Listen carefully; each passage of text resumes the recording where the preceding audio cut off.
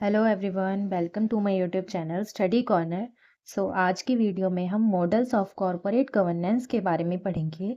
पिछले वीडियो में हमने कॉरपोरेट गवर्नेंस का यूनिट 1 कंप्लीट किया था, लेकिन इसका एक टॉपिक रह गया था, मॉडल्स ऑफ कॉरपोरेट गवर्नेंस, जो मैं आज इस वीडियो में कवर करूँगी। Models of corporate governance.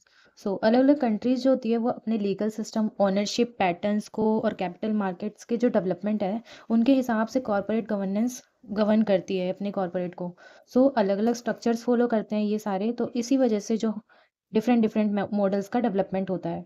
So here are four models of corporate governance, which are these are the models of corporate governance: the Anglo-American model, the insider model, Japanese model, and the family based model. Then first is the Anglo-American model. The Anglo American model corporate, जो Anglo American model है corporate governance का, ये USA, UK, Australia and Canada and India के कुछ parts में follow किया जाता है। इसे आउटसाइडर मॉडल भी कहते हैं, क्योंकि जो इसमें ओनरशिप होता है एंड मैनेजमेंट होता है वो दोनों अलग अलग होते हैं। ओनरशिप, जो शेयर होल्डर्स होते हैं वो ऑनर्स होते हैं, एंड जो मैनेजर्स होते हैं वो कंपनी को रन करते हैं। मीन्स ये जो मॉडल है ये यूएसए, यूके, ऑस्ट्रेलिया, कनाडा, यहाँ इन सब जगहों पे ये मॉडल यूज़ किया जाता है, फॉलो होता है। अब इसके फीचर्स देखते हैं। First feature is well developed stock market. अब इसमें जो इस मॉडल में जो स्टॉक मार्केट होता है वो काफ़ी स्ट्रॉन्ग होता है, एंड जो ज़्यादातर कंपनीज है वो स्टॉक एक्सचेंज पर लिस्टेड होती है। और जो अगर अगर कंपनी का परफॉर्मेंस ख़राब हो जाता है तो जो शेयर प्राइस है वो गिर जाएगा, एंड जो टेक ओवर होता है उसका टेक ओवर का रिस्क होता है। इसलिए जो स्टॉक मार्केट है वो मैनेजमेंट पर प्रेशर बनाता है। इसमें जो है ज़्यादातर कंपनी स्टॉक मार्केट में लिस्टेड होती है, तो इसमें इस मॉडल में जो स्टॉक मार्केट है वो वेल डेवलप्ड होता है। And next feature is the ownership structure of company is widely dispersed. इसमें जो कंपनी जो होती है वो ऑन चलाई जाती है individual as well institutional share holders के द्वारा। सो इसमें जो शेयर होल्डर्स होते हैं उनके पास ज़्यादा स्ट्रॉन्ग कंट्रोल नहीं रहता है, क्योंकि जो इसमें जो शेयर्स होते हैं वो बहुत सारे लोगों के पास होते हैं, एंड जो किसी भी एक शेयर होल्डर का इस पर ज़्यादा कंट्रोल नहीं होता। जैसे यूएसए में जो है शेयर होल्डर्स जो है 5% वोटिंग के द्वारा 5% वोटिंग के थ्रू डायरेक्टर्स इलेक्ट करते हैं, एंड यूके में अराउंड 10% के अकॉर्डिंग करते हैं थ्रू। और इसी डिस्पर्स्ड ओनरशिप के कारण जो शेयर होल्डर्स होते हैं उनके पास वीक कंट्रोल होता है, वीक कंट्रोल होता है ओनरशिप का। Third is unitary single tyre board of directors. इसके अंदर जो बोर्ड ऑफ डायरेक्टर्स होते हैं ओनली वन होते हैं। डायरेक्टर्स जो है वो शेयर होल्डर्स जो है डायरेक्टर्स को इलेक्ट किए जाते हैं, एंड जो वोटिंग पावर होता है वो डिपेंड होता है शेयर होल्डर्स पे।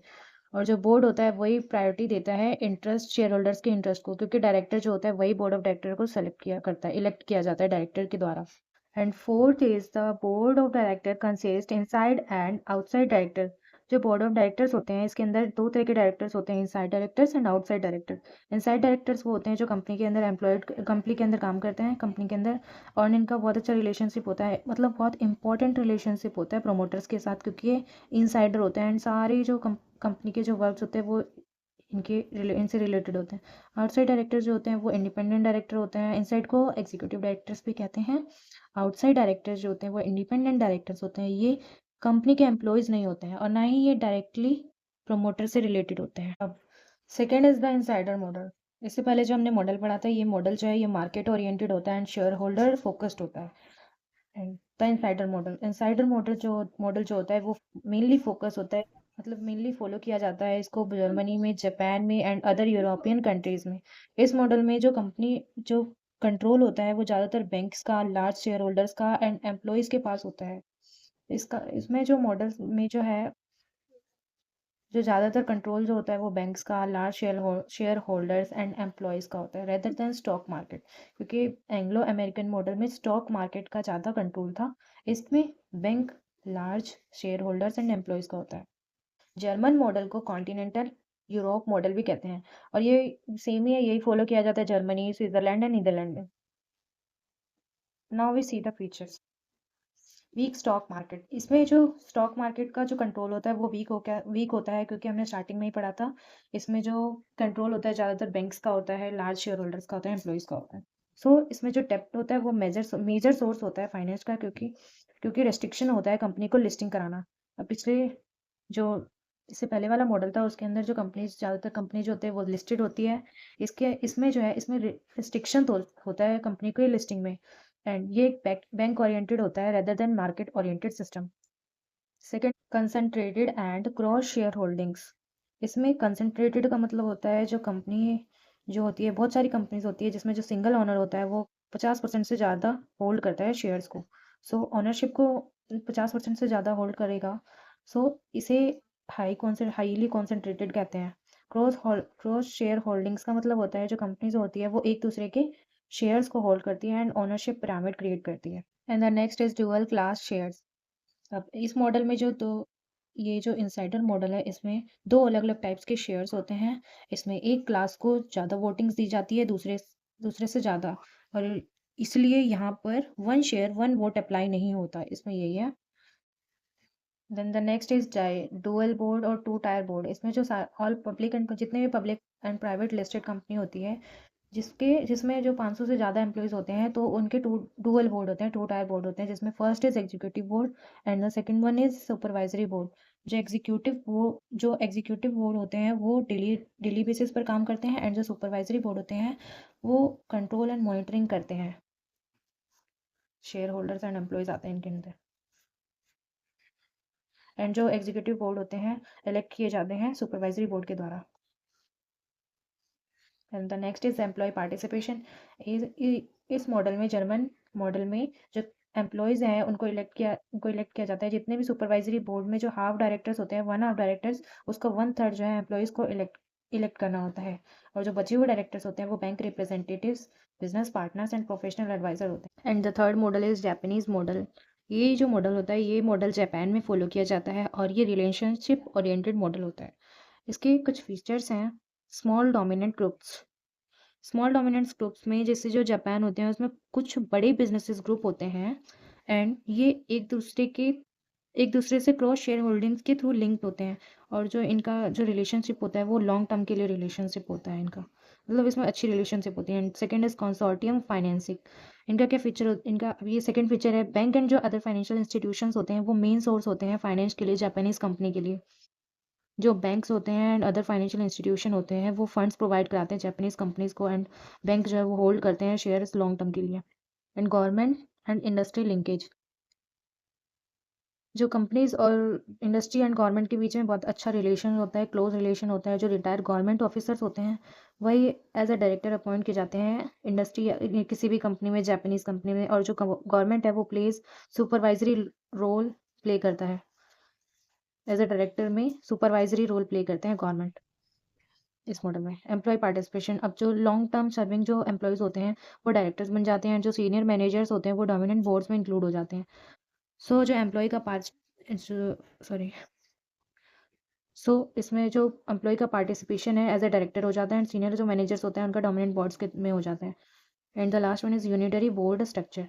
ये एक सिंगल बोर्ड सिस्टम होता है, एंड जो प्रेसिडेंट होते हैं उनके पास स्ट्रॉन्ग अथॉरिटी होते हैं, मतलब पावर जो है सबसे ज़्यादा प्रेसिडेंट के पास होते हैं। एंड जो बोर्ड मेंबर्स होते हैं उनको टॉप मैनेजमेंट के द्वारा सेलेक्ट किया जाता है। सो ये जो जापानीज मॉडल है ये रिलेशनशिप बेस्ड होता है, मतलब ज़्यादा रिलेशनशिप पे फोकस करता है। And the last model is family based model. ये फार्म किया जाता है and developed and emerging countries में, जो डेवलप पूरी तरह से डेवलप नहीं है एंड जो अभी ग्रोथ कर रही है, उन जगहों पर ये फैमिली बेस्ड मॉडल पाया जाता है। जैसे एग्जांपल में है India, Korea, Malaysia, middle east countries, Brazil, Mexico, Chile and others etcetera. ये फैमिली बेस्ड मॉडल होता है। आप इसके फीचर्स देखते हैं, फीचर्स क्या क्या होते हैं। First is closely held companies. इसमें जो कंपनी के जो 50% से ज़्यादा शेयर्स होते हैं वो प्रमोटर फैमिली के पास होते हैं, एंड जो ओनरशिप होता है वो लॉन्ग टाइम तक फैमिली के पास रहती है और नेक्स्ट जनरेशन को ट्रांसफ़र हो जाती है। जो ओनरशिप होती है वो ट्रांसफ़र होती रहती है जो भी नेक्स्ट जनरेशन आती है। क्लोजली हेल्ड कंपनीज होती है ये। And second is family control. Family जो होती है उनका फंड फुल कंट्रोल रहता है तो ओनरशिप के थ्रू, क्रॉस होल्डिंग्स में, इंटरलॉकिंग डायरेक्टोरेट्स में। जो आउटसाइड शेयर्स होते हैं उनका इन्वॉल्वमेंट इसमें कम होता है, क्योंकि जो फैमिली का कंट्रोल होता है वो पूरा कंपनी पे होता है, इसलिए आउटसाइड शेयर होल्डर्स का कंट्रोल इन्वॉल्वमेंट कम होता है। एंड जो बोर्ड मेंबर्स जो होते हैं वो जनरली फैमिली के डिसीजन को सपोर्ट करते हैं। And the third is family interest. इसमें जो कंपनी है वो मेनली फैमिली के बेनिफिट के लिए रन करती है, एंड जो माइनॉरिटी शेयर होल्डर्स होते हैं, माइनॉरिटी शेयर होल्डर्स के इंटरेस्ट के साथ कन्फ्लिक्ट हो सकता है। कैसे कन्फ्लिक्ट होता है? जैसे possible conflict of interest with minority share holder. जैसे माइनॉरिटी होते हैं, अब उनको उनके इक्वालिटी होनी चाहिए, क्योंकि फैमिली में तो इक्वालिटी होगी तभी तभी ठीक रहता है, नहीं तो कॉन्फ्लिक्ट्स अराइज हो जाते हैं। Managers work mainly for the controlling family. जो मैनेजर्स होते हैं वो कंट्रोलिंग फैमिली के अकॉर्डिंग ही वर्क करते हैं, जो भी ये डिसाइड करते हैं। एंड जो स्ट्रॉन्ग फैमिली कंट्रोल, अगर फैमिली का कंट्रोल स्ट्रॉन्ग रहेगा तो जो मार्केट मॉनिटरिंग होती है वो वीक हो जाती है, कम हो जाती है, वीक हो जाती है। Strong family control, long term ownership but weak protection for minority. इस मॉडल में जो होता है स्ट्रॉन्ग कंट्रोल होता है, लेकिन कॉर्पोरेट गवर्नेंस इसमें वीक होता है, क्योंकि फैमिली का कंट्रोल ज़्यादा होता है, वो अपने अकॉर्डिंग कंट्रोल करते हैं सब कुछ। बट जो माइनॉरिटी होती है उनके share holders minority share holders होते हैं, उनका प्रोटेक्शन वीक प्रोटेक्शन होता है, उनके इंटरेस्ट से कन्फ्लिक्ट हो जाते हैं। सो इसलिए जो कॉर्पोरेट गवर्नेंस होती है वो वीक होती है इसमें। सो ये 4 मॉडल्स थे कॉर्पोरेट गवर्नेंस के: the Anglo American model, the Japanese model, German model, the family based model.